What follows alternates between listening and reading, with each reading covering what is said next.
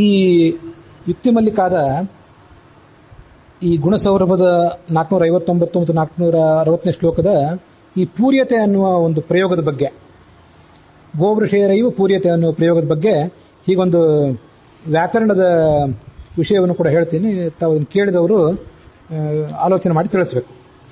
ಇಲ್ಲಿ ಗೋವೃಷೇರೈವ ಪೂರ್ಯತೆ ಅಂತ ಬಂತಲ್ಲ, ಪೂರ್ಯತೆ ಅಂತ ಅನ್ನೋದಕ್ಕೆ ಇವರು ಪೂರೈಸಲ್ಪಡುತ್ತದೆ ಅಂತ ಅರ್ಥ ಬರೆದಿದ್ದಾರೆ.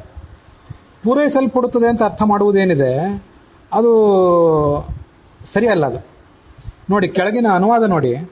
ಹಸುವಿನ ಕರು ಹುಟ್ಟಬೇಕಾದ್ರೆ ಹಸು ಮತ್ತು ಹೋರಿ ಇವೆರಡು ಇದ್ರೆ ಸಾಕು. ವಿಜಾತೀಯವಾದ ಕರು ಹುಟ್ಟಬೇಕಾದ್ರೆ ಇದು ಸಾಕು ಅಂತ ಬರೆದಿದ್ದಾರಲ್ಲ, ಆ ಸಾಕು ಅನ್ನೋದು ಪೂರೈಸಲ್ಪಡುತ್ತದೆ ಅನ್ನೋದಕ್ಕೆ ಭಾವಾರ್ಥ. ಪೂರ್ಯತೆ ಅಂದ್ರೆ ಅದಷ್ಟು ಸಾಕು ಅಂತ ಅರ್ಥ. ಗೋವೃಷೇರೈವ ಪೂರ್ಯತೆ, ಇದಕ್ಕೆ ಸಂಸ್ಕೃತದಲ್ಲಿ ಮತ್ತು ಸಮಾನವಾದಂಥ ಒಂದು ಪ್ರಯೋಗ ಅಂದ್ರೆ ಆ ಹಿಂದಿನ 457ನೇ ಶ್ಲೋಕದಲ್ಲಿದೆ, ಅದನ್ನು ಗಮನಿಸಿ.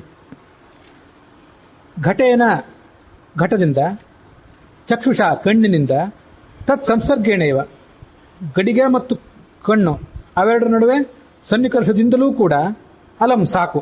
ಈಗ ಅಲಂ ಅಂತ ಸಂಸ್ಕೃತದಲ್ಲಿ ಪ್ರಯೋಗ ಮಾಡ್ತಾರಲ್ಲ, ಅಲಂ ಅಂತ ಪ್ರಯೋಗ ಮಾಡಿದಾಗ ಅದಕ್ಕೆ ತೃತೀಯ ವಿಭಕ್ತಿ ಇರಬೇಕು ಅಂತ ನಿಯಮ. ಕನ್ನಡದಲ್ಲಿ ಕಣ್ಣು ಸಾಕು, ಮಡಿಕೆ ಸಾಕು, ಅವೆರಡರ ನಡುವೆ ಸನ್ನಿಕರ್ಷ ಇದ್ರೆ ಸಾಕು ಅಂತ ಹೇಳ್ತೀವಿ. ಹೀಗೆ ಪ್ರಥಮ ವಿಭಕ್ತಿಯಲ್ಲಿ ಅದನ್ನು ಪ್ರಯೋಗ ಮಾಡ್ತೀವಿ.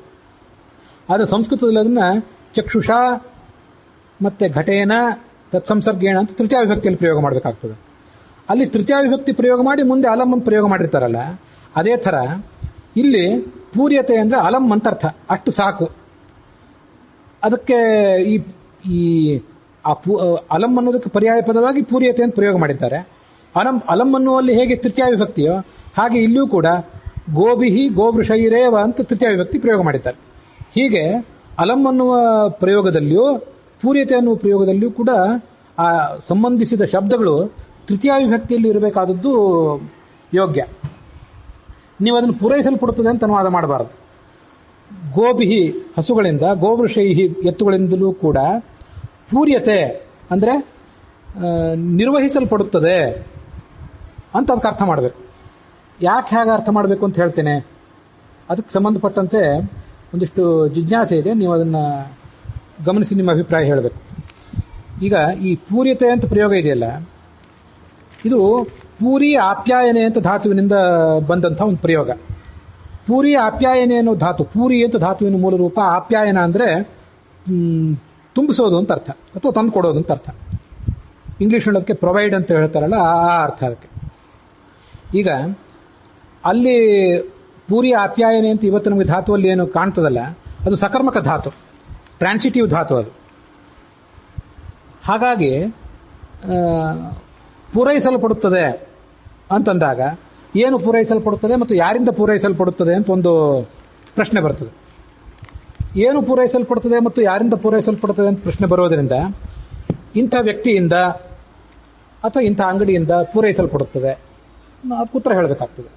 ಹಾಗೆ ಏನು ಪೂರೈಸಲ್ಪಡುತ್ತದೆ ಅಂದರೆ ಸಾಮಾನು, ಹಾಲು ಇಂಥ ಅಂಗಡಿಯಿಂದ ನಮ್ಮ ಮನೆಗೆ ಪೂರೈಸಲ್ಪಡುತ್ತದೆ. ಹಾಲು ಅಂತ ಪ್ರಥಮ ವಿಭಕ್ತಿ, ಅಂಗಡಿಯಿಂದ ಅಂತ ತೃತೀಯ ವಿಭಕ್ತಿ. ಪೂರೈಸಲ್ಪಡುತ್ತದೆ, ಪೂರ್ಯತೆ ಅಂಥೇಳಿ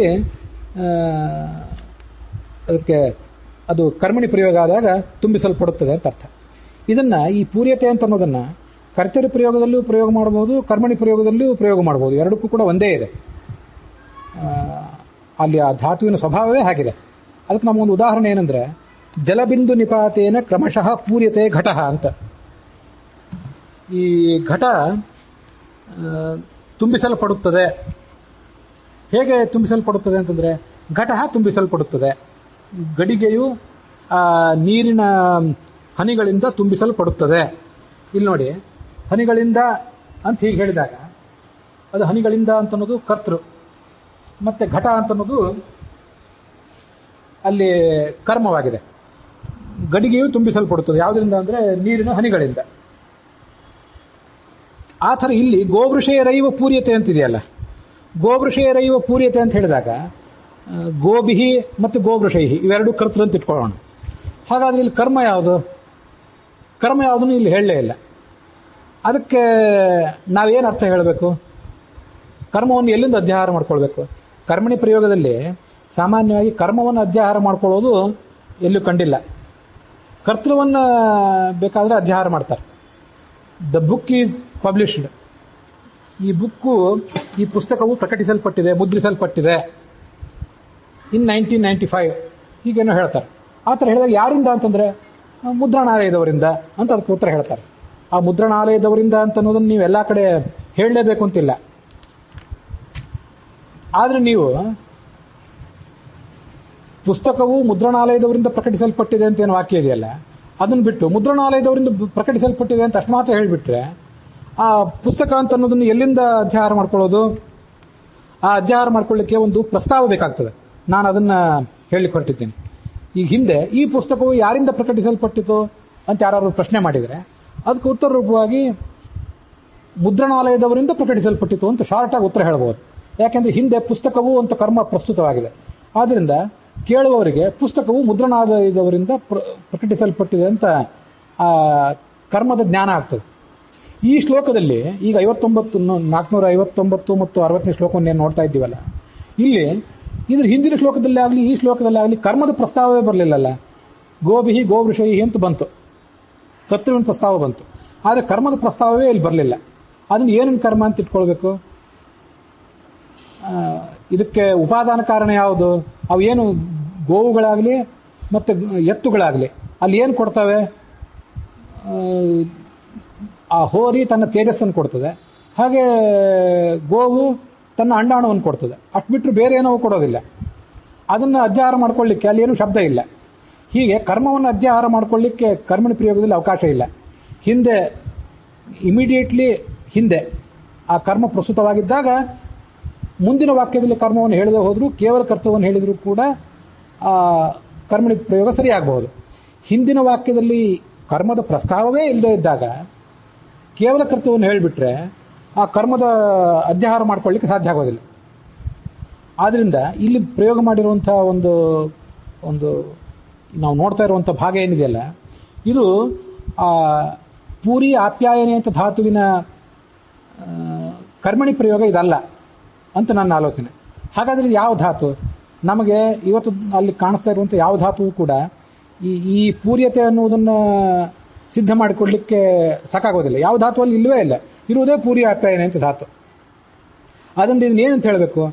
ಪೂರಿ ಆಪ್ಯಾಯನೆ ಧಾತುವನ್ನು ಇವತ್ತು ಸಕರ್ಮಕ ಧಾತು ಅಂತ ಹೇಳ್ತಾರೆ ಅವರು, ಟ್ರಾನ್ಸಿಟಿವ್ ಧಾತು ಅಂತ ಹೇಳ್ತಾರೆ. ಯಾಕಂದ್ರೆ ಅಂಗಡಿಯಿಂದ ಹಾಲು ಪೂರೈಸಲ್ಪಡುತ್ತದೆ ಈ ಎಲ್ಲ ಅರ್ಥದಲ್ಲಿ. ಮತ್ತೆ ನೀರಿನ ಹನಿಗಳಿಂದ ಘಟವು ತುಂಬಲ್ಪಡುತ್ತದೆ, ಪೂರೈಸಲ್ಪಡುತ್ತದೆ, ಹೀಗೆಲ್ಲ ಅರ್ಥ ಕಾಣಿಸ್ತದೆ. ಆದರೆ ಪ್ರಾಚೀನ ವ್ಯಾಕರಣದಲ್ಲಿ ಪ್ರಾಯ ಈ ಪೂರಿ ಆಪ್ಯಾಯನೆ ಅನ್ನೋ ಧಾತು ಅದು ಅಕರ್ಮಕವಾಗಿಯೂ ಕೂಡ ಬಳಕೆಯಲ್ಲಿತ್ತೇನೋ ಅಂತ ನನಗೆ ಒಂದು ಆಲೋಚನೆ ಇದೆ. ಆ ಕಾರಣಕ್ಕಾಗಿ ಇಲ್ಲಿ ಅಕರ್ಮಕವಾದ ಧಾತುವನ್ನು ಪ್ರಯೋಗ ಮಾಡಿದ್ದಾರೆ. ಹಾಗಾದ್ರೆ ಇದು ಧಾತು ಯಾವುದು? ಧಾತು ಪೂರಿ ಆಪ್ಯಾಯನೇ ಇದ್ದಿರಬಹುದು, ಅಥವಾ ಧಾತುವಿಗೆ ಅರ್ಥವನ್ನೇ ಯಾರು ಹೇಗೂ ಬರ್ಕೊಳ್ಬಹುದು. ಅಂತೂ ಧಾತು ಅದೇ.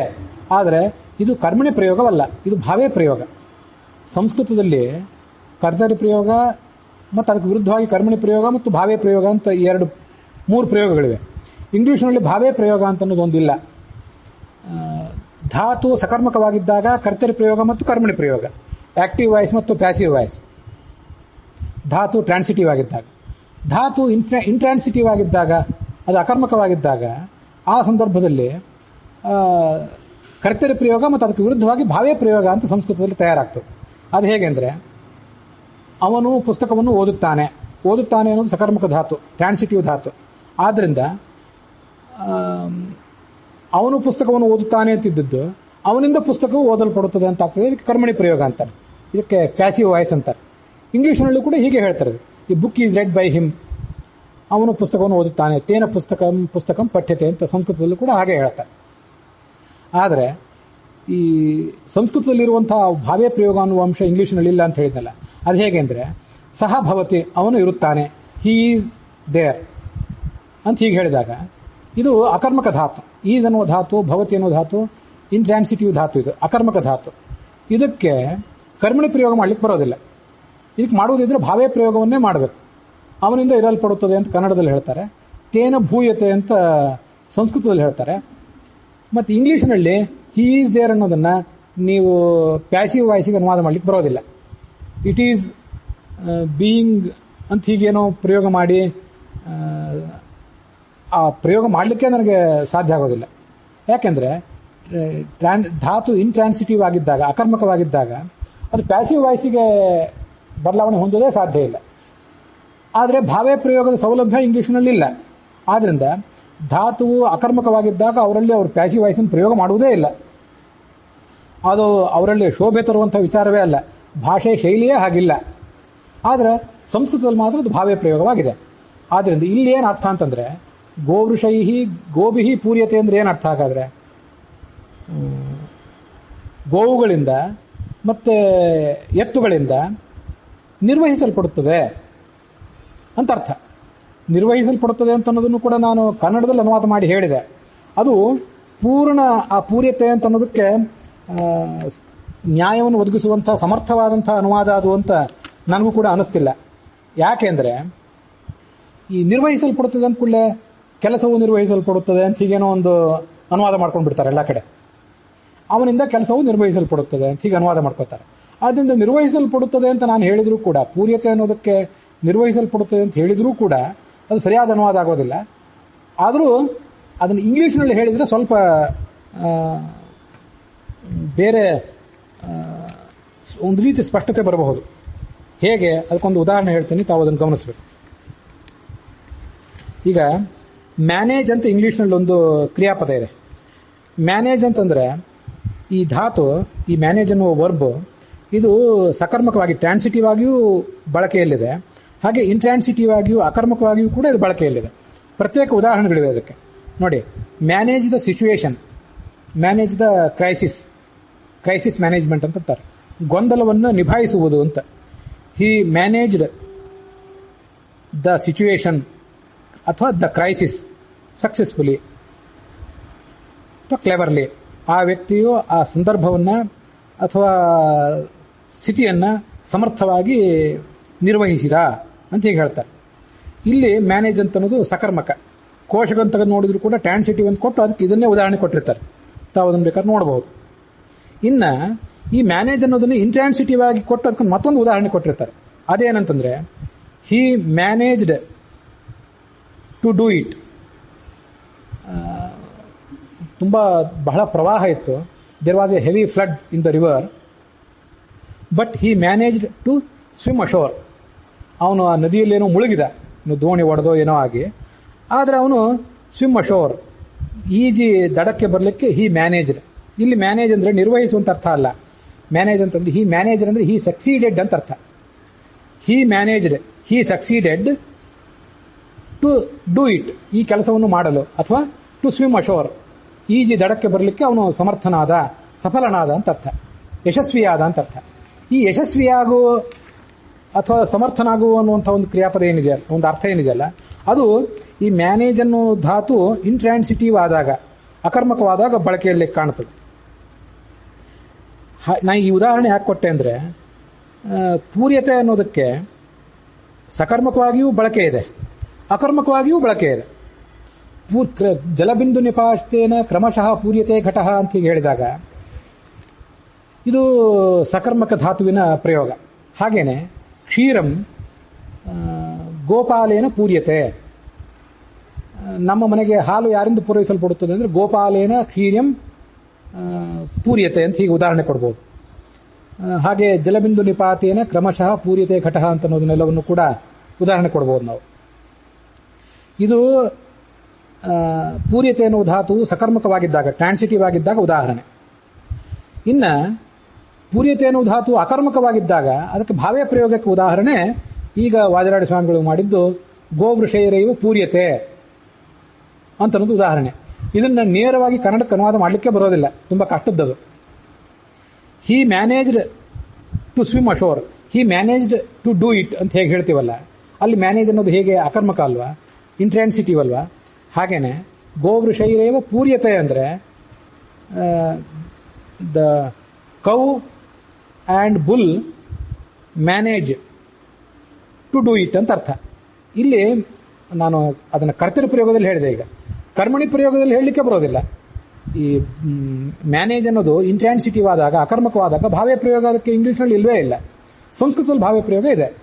ಸಂಸ್ಕೃತದಲ್ಲಿ ಭಾವ್ಯ ಪ್ರಯೋಗ ಇರುವುದರಿಂದ ಗೋವೃಷೈರೇವ ಗೋವೃಷೈರೇವ ಚ ಪೂರ್ಯತೆ ಅಂತ ಅಲ್ಲಿ ಪ್ರಯೋಗ ಮಾಡಿದ್ದಾರೆ.